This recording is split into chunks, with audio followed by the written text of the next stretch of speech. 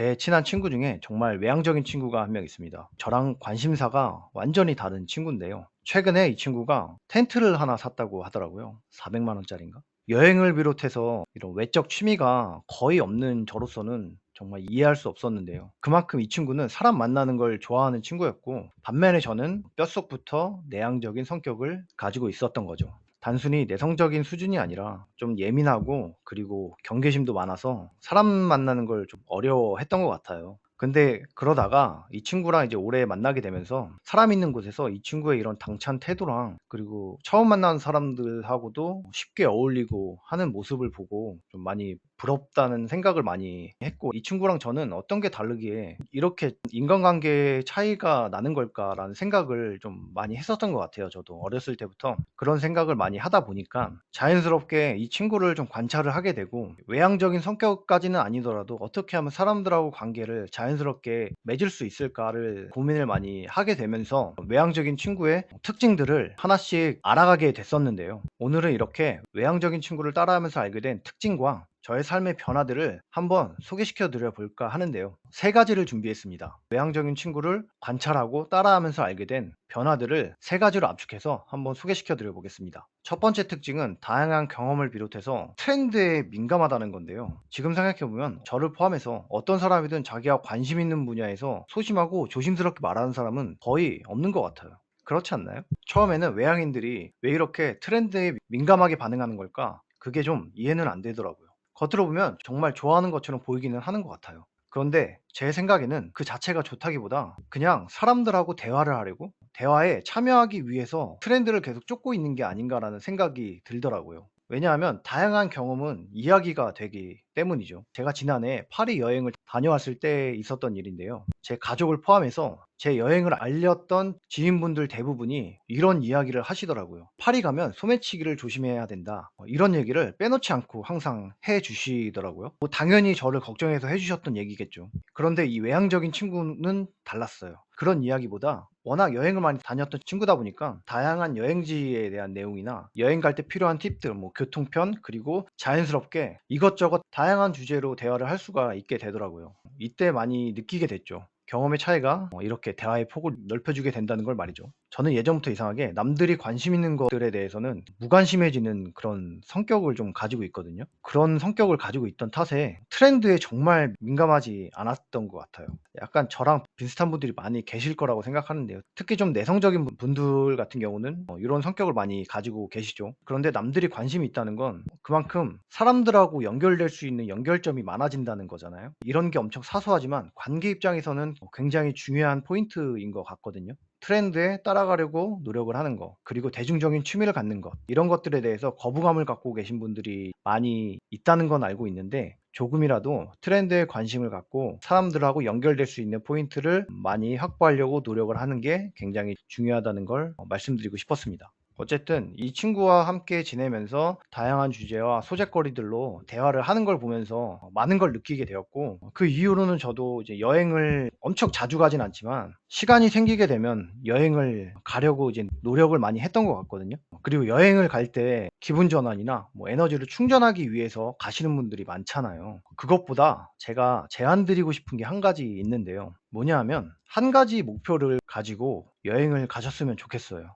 그게 뭐냐면 1일 1 에피소드 만들기라는 건데요. 그냥 나를 힐링하기 위해서 여행을 가는 건 사실 크게 남는 건 없는 것 같아요. 그냥 나 혼자 기분 좋고 나만을 위한 여행도 좋지만 내 여행이 누군가에게 이야깃거리가 되면 더 훨씬 좋다고 생각을 하거든요. 뭐든 좋습니다. 여행지에서 느꼈던 어떤 감정이라든지 음식, 풍경, 그 지역의 문화, 뭐 사람들의 태도, 어떤 주제든 상관없이 자기 전에 매일 이야기를 한 가지 기록을 하고 자는 거죠. 기록의 목적은 내 여행의 경험을 다른 사람에게 알리는 것. 제 생각에는 외향인들은 그렇게 여행을 합니다. 이게 사실 저는 외향인들의 내면에 새겨져 있는 본능이라고 생각을 하거든요. 뭐냐 하면, 아, 이거 재밌는데? 이거 나중에 다른 친구한테 얘기해야지. 뭐 이런 식으로 말이죠. 그래서 그들은 대체로 주도적입니다. 자기가 그 상황을 다 알아야 하고 경험을 해봐야 이야기를 할 수가 있거든요. 우리가 굳이 외향인이 될 필요는 없지만 대화에 적극적으로 참여하려는 노력은 저는 매우 중요하다고 생각을 합니다. 두 번째는 이놈들은 꼬치꼬치 캐묻는다는 겁니다. 언제 만나자? 나 그날 약속 있어서 안 될 것 같은데? 무슨 약속? 누구? 여자야? 어디서 만나는데? 몇 명이서 보는데? 어떻게 알게 됐는데? 대답을 들을 때까지 계속 캐묻는다는 거죠.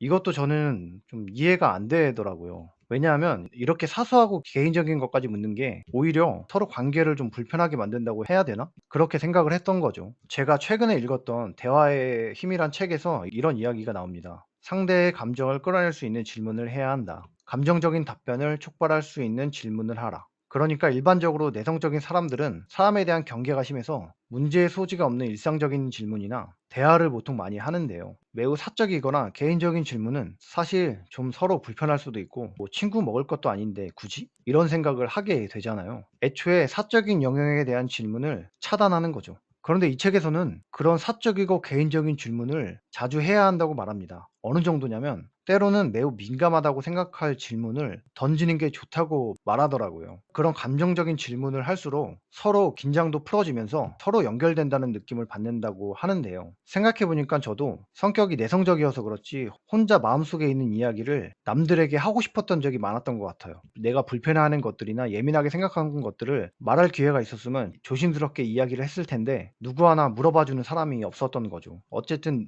제 친구의 이런 질문이 정확히 방금 설명한 이 연결의 기술에 해당하는 건 아니라고 생각을 하지만 다른 사람이 예민하게 생각할 만한 질문을 거의 안 하고 살았던 저와는 차이가 분명히 있었던 겁니다. 그래서 그때부터 사람을 만났을 때 어떤 질문이든 하자고 생각을 하게 되었던 거죠. 주의해야 할 게 한 가지 있는데요. 제 친구처럼 질문하는 건 좋진 않은 것 같아요. 왜냐하면 상대를 통제하는 듯한 질문이 될 수가 있거든요. 위에서 말씀드렸다시피 정말 궁금하다는 생각으로 그리고 감정을 드러낼 수 있는 질문을 생각해서 연습을 하는 거죠. 사실 이게 어렵진 않았던 게 저 같은 내성적인 사람들도 어떤 모임에서 답변을 하는 건 정말 어렵지만 질문을 한두 개 던지는 건 그렇게 어려운 건 아니었거든요. 교수님한테 하는 질문도 아니고 그냥 사소하고 개인적인 누구나 할 수 있는 질문을 하는 거니까요. 이렇게 질문을 계속 하게 되면 스스로가 소심하다는 자기 정체성에 대해서 조금씩 옅어지는 그런 경험을 하게 되지 않을까라는 생각을 하고 있습니다. 그리고 마지막으로 세 번째는 외향인은 사람을 좋아한다는 겁니다. 우리가 살아가면서 사람에 대한 응어리가 어쩔 수 없이 이제 쌓이면서 사람이 싫어지게 되고 미워하게 되고 그런 경우가 많죠. 저도 꽤 오랫동안 사람을 싫어하면서 이제 살아왔던 것 같아요. 근데 이렇게 사람을 싫어하는 사람은 주위에서 그걸 다 느낍니다. 약간 기분이나 에너지가 주위에 동화되지 못하고 하방을 이제 지키고 있는 사람은 본능적으로 느껴지더라고요.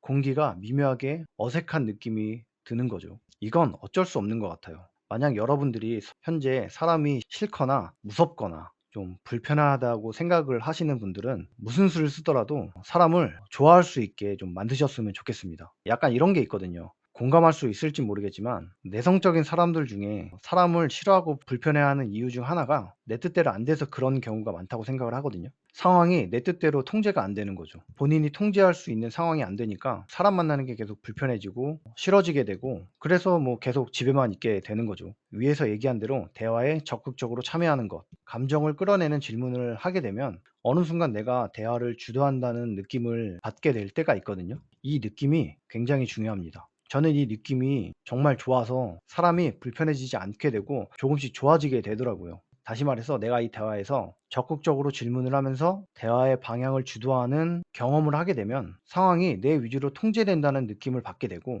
대화가 쉬워지고 더 과감해지면서 사람이 좀 더 편해지는 경험을 하게 되는 거죠. 그래서 말씀드릴 게 사람이 싫거나 불편해하는 분들이 있다면 상대에게 관심 있게 질문하는 것부터 시작해 보시라고 말씀드리고 싶습니다. 오늘의 이야기는 여기까지입니다. 첫 번째, 다양한 경험과 트렌드 민감성. 두 번째, 사적인 질문을 과감히 던지는 것. 그리고 세 번째, 사람을 좋아하지 않는 사람은 소심함에서 벗어날 수 없다. 이렇게 세 가지를 말씀드렸습니다. 결국에는 내성적인 성격을 가진 사람들의 가장 큰 고민은 저는 의사소통 능력이라고 생각을 합니다. 우리가 자연스럽게 대화에 참여하고 자신감 있게 말하기 위해서는 오늘 말씀드린 외향인을 따라하는 행동을 통해서 변화를 가져오는 것도 매우 중요하지만 사실 이게 근본적인 해결책이라고 볼 수는 없거든요. 왜냐하면 생각은 습관이라는 말 들어보셨나요? 잘못된 습관은 쉽게 바로 잡히질 않습니다. 결국 내가 말하고자 하는 생각을 제대로 전달할 수 있어야 주도적인 인간관계를 만들 수가 있는 거죠. 저는 예전부터 이 생각을 정리하고 요약해서 분명하게 전달하는 능력에 대해서 관심을 상당히 많이 가져왔는데요. 정말 생각지도 못한 개선을 이뤄냈고 무려 30이 넘어서 말이죠. 지금도 저는 꾸준히 개선을 하기 위해 노력을 하고 있습니다. 저와 같은 고민을 하시는 분들이 분명히 많이 있으실 거라고 생각을 하고 있는데요. 그래서 저는 온라인 모임을 통해서 이렇게 저 같은 고민을 하시는 분들과 함께 이런 고민을 나누면서 해보면 좋겠다라는 생각을 하게 되었어요. 이 모임은 어떤 모임이냐면 생각을 정리하고 나열한 후에 표현을 해보는 그런 모임입니다. 표현은 말로 표현하는 건 아니고 글을 쓰면서 이제 표현을 하는 건데요. 글을 쓰는 모임이지만 구조화 사고라는 생각 습관을 개선하는 글쓰기이기 때문에 생각하는 단계에서 개선이 이루어지고 이렇게 되면 글쓰기는 물론이고 말하기 능력까지 향상하게 되는 글쓰기 훈련 프로젝트입니다. 아직 준비 단계라서 언제 시작하게 될지는 모르겠지만 열심히 준비하고 있습니다. 관심 있는 분들께서는 아래 댓글에 있는 링크를 통해서 신청을 해주시고 일정 인원이 채워지면은 제가 연락을 드리도록 하겠습니다. 영상 끝까지 봐주셔서 감사드리고 구독과 좋아요 눌러주시면 더 감사드리겠습니다. 그럼 다음에 또 뵙겠습니다. 감사합니다.